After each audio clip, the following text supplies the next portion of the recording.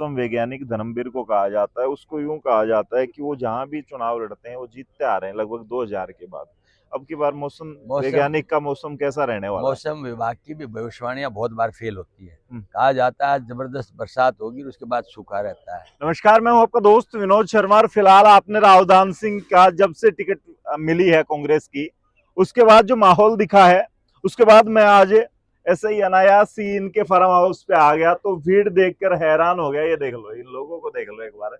लगभग 500 से 1000 प्लस लोग, सुबह के 7 बजे का समय है, आप उठते हो और ऐसे ही भीड़ मिलती है। ये क्या कमाल हो गया ये तो लोगों का प्यार है, हम्म। जो मैं समझता हूँ उनके साथ और सहयोग की वजह से हम भी उनके बीच में इन्वॉल्व रहते हैं।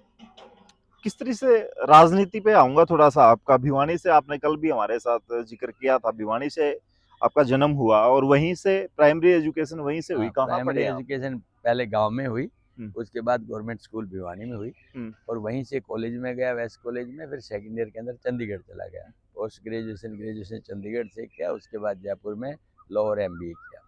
एक्सीडेंटली आ गए थे राजनीति में या पहले से मन था, क्योंकि परिवार नहीं, में तो कोई राजनीति में था? पहले से कोई मन नहीं था। मेरे ब्रदर कर्नल हैं जो रिटायर्ड है, मेरा भी मन फौज में जाने का था। हम्म। 3 बार CDS क्लियर किया लेकिन फौज में सिलेक्शन नहीं हुआ। उसके बाद मेरे को लॉ करते वक्त राजनीतिक प्रवेश का एक अवसर मिला, वहाँ छात्र राजनीति के अंदर, और उसके बाद से भाई लोगों का प्यार रहा। 4 बार मुझे महेंद्रगढ़ के मेरे साथियों ने, मेरे भाइयों ने बड़े प्यार के साथ में विधानसभा में जाने का मौका दिया और अब मैं पार्टी का शुक्रिया अदा करता हूँ कि उन्होंने एक लोकसभा का उम्मीदवार बना करके यहाँ भेजा है। यही प्यार इन लोगों का है। मैं जो कुछ हूँ आज मेरे भाइयों की वजह से। इतना लंबा चौड़ा एरिया है, 1000 प्लस गांव आते हैं।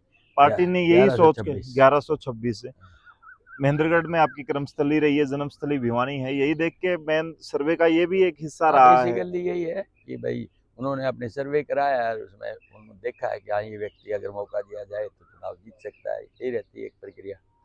फैमिली आज भी पलादगढ़ में रहती है? हाँ, भाई? फैमिली रहती है। एक भाई पहलादगढ़ में रहता है, 2 भाई यहाँ रहते हैं, 2 भाई गुड़गांव में रहते हैं।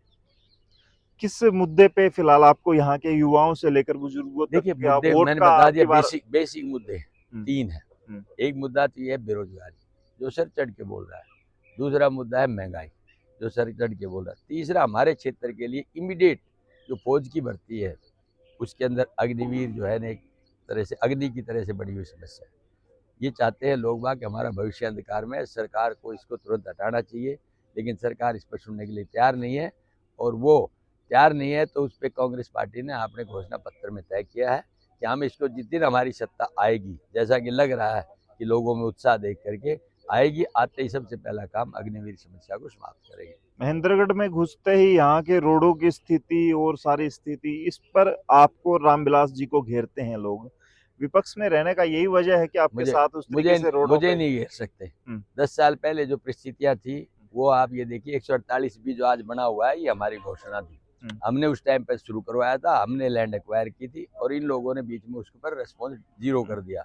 जहाँ तक रोडों की बात आती है, हमने तो महेंद्रगढ़ से मानेसर रोड के लिए भी प्रपोजल फाइनल करवा दिया था, लेकिन इसकी सरकार आ गया तो ये रोक दिया।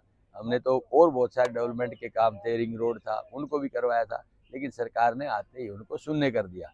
ये रोड की बात आज की बात करो, 10 साल से सत्ता में ये है, हमारे 10 साल पहले की बात करते हैं। तो आपकी जगह को इस बेस को दबाने की कोशिश की गई कि यहाँ से मजबूत होते जा रहे हैं आप हाँ, लगातार, तो बेसिकली ये है कि यही वजह रहा? कांग्रेस, देखिए मैं कहता हूँ इवन जो विधायक का कोटा था उसमें भी उन लोगों को तो आपने तुरंत प्रभाव से दे दिया, आज हमें टुकड़ों में दे करके ना आज तक हमारा पूर्ण नहीं किया है। इससे क्या समझूंगा मैं कि भेदभाव की नीति है, कहते सबका साथ सबका विकास। कहाँ विकास है, कहाँ सबका साथ है?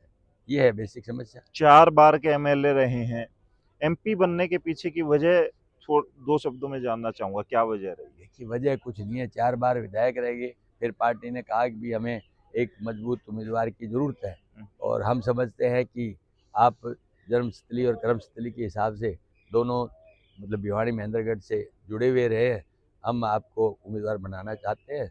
मैंने कहा जी हम तो स्वागत करेंगे और शुक्रिया अदा करेंगे पार्टी। पब्लिक को थोड़ा इतना समझा दें कि 4 बार एमएलए रहे हैं, उनका एमपी आने वाले वक्त में उनके लिए क्या कर सकता है, क्योंकि यहाँ पे आपके एमपी पूर्व में जो काम रहे, विकास थोड़ा में सा जो उन कमियां रही हैं, कामों की बात जो करेंगे। विकास पूर्व में क्या रहा? पूर्व में बहुत कुछ रहा। सबसे बड़ी देन सेंट्रल यूनिवर्सिटी है जो महेंद्रगढ़ को एक पहचान दी है। फिर यहाँ पर जो फ्लाईओवर है, फिर 148 बी है जो रोड बना हुआ है, आज बन रहे हैं, लेकिन इसकी कार्रवाई हमारे टाइम की शुरू की हुई थी। Mini secretary, judicial complex, auditorium, park, यहाँ पर सब डिवीजन कन्या के अंदर, सतनाड़ी के अंदर ब्लॉक, आपकी सब तहसील और ITI, 3 ITI यहाँ पर। और मैं समझता हूँ कि 9 प्राइवेट कॉलेजेस हैं जो शायद किसी विधानसभा में नहीं होंगे। यहाँ पर महेंद्रगढ़ एक एजुकेशन हब बन गया, लेकिन इन्होंने उसके बाद में शून्य कर दिया। भिवानी से आके, और जब स्टूडेंट यूनियन की आप राजनीति करते थे तब से आपने काफी सुधारा है, महेंद्रगढ़ के लिए जिए हैं आप। हाँ जी बिल्कुल, मेरी पहली प्राथमिकता है। ठीक।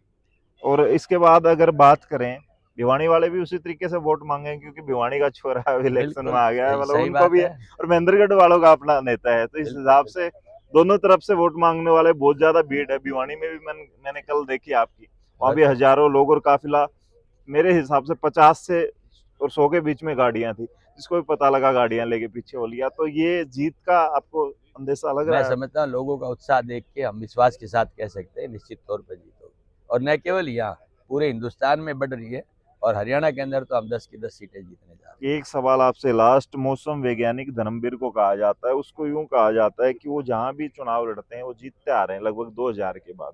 अब की बार मौसम वैज्ञानिक का मौसम कैसा रहने वाला है? मौसम विभाग की भी भविष्यवाणियां बहुत बार फेल होती है। कहा जाता है जबरदस्त बरसात होगी, उसके बाद सूखा रहता है। अब की बार सूखा रहने वाला है। फिलहाल वीडियो को शेयर करें, कमेंट में लिखकर लोगों ने घेर लिया। फिलहाल तब तक के लिए धन्यवाद। राम राम। जल्दी